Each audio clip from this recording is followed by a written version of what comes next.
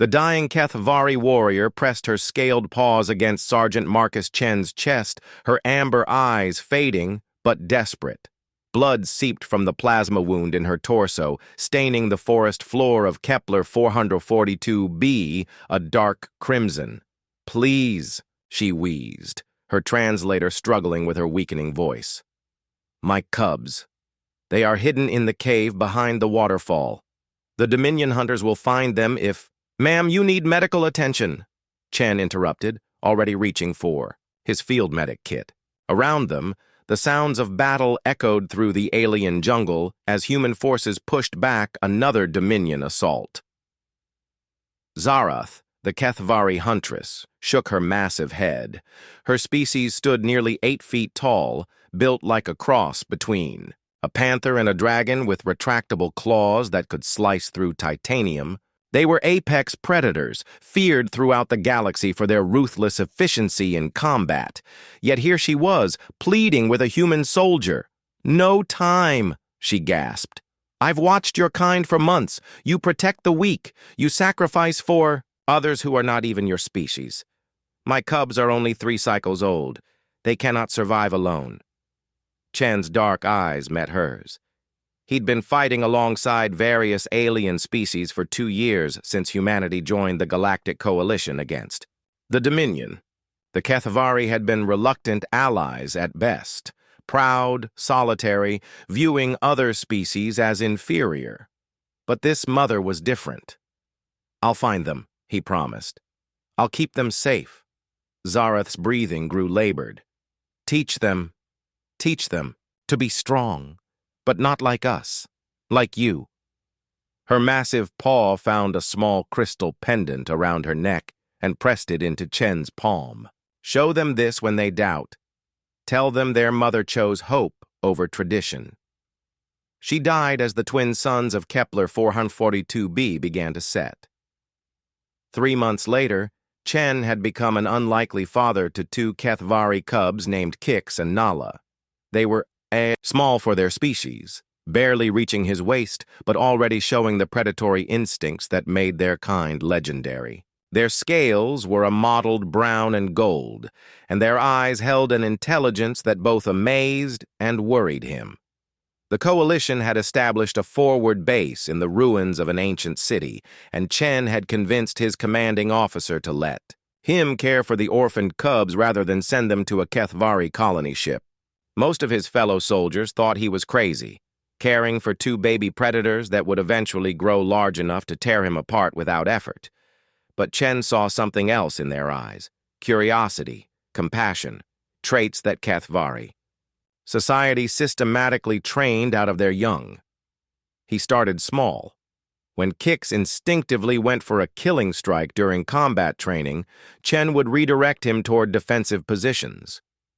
"Strength isn't about how much damage you can do," he'd explain, demonstrating blocking techniques. "It's about protecting what matters." Nala showed an early aptitude for strategy, but her natural inclination was toward ambush tactics and elimination of threats. Chen introduced her to human military doctrine, minimizing casualties, achieving objectives through coordination rather than slaughter.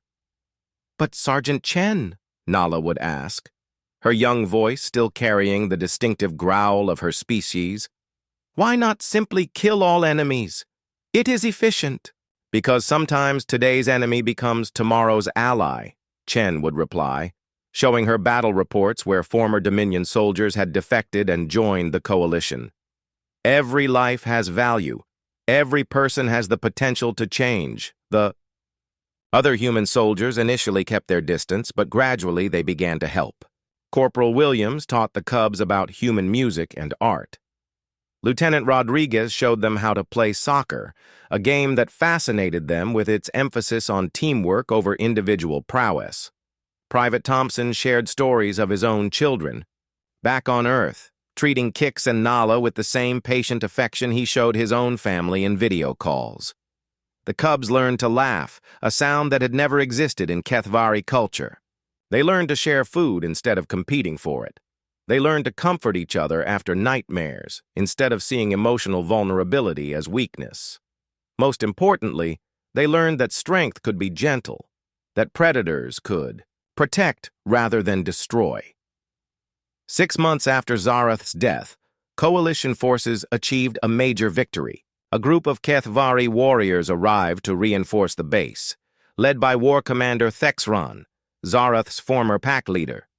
Chen watched nervously as the imposing aliens stalked through the base, their eyes immediately seeking out the human who had dared to raise their cubs. But he was even more nervous about how Kix and Nala would react to seeing their own kind for the first time since their mother's death. "There," Thexran growled, pointing a clawed finger at Chen. "You are the human who stole our young."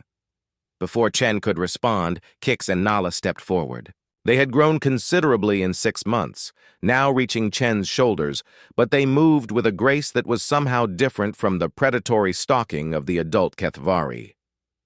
"War Commander Thexran," Nala said formally, inclining her head, with respect but not submission. "Sergeant Chen did not steal us. Our mother entrusted us to his care because she recognized something in humans that our people have forgotten." Thexran's eyes narrowed. "And what is that, cub?" Kix spoke up, his voice carrying the same controlled strength Chen had worked to cultivate. "That true strength comes from lifting others up, not tearing them down.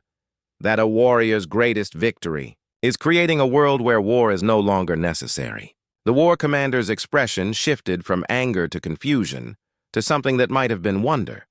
These cubs spoke like philosophers, not killers. They stood with confidence, but not arrogance.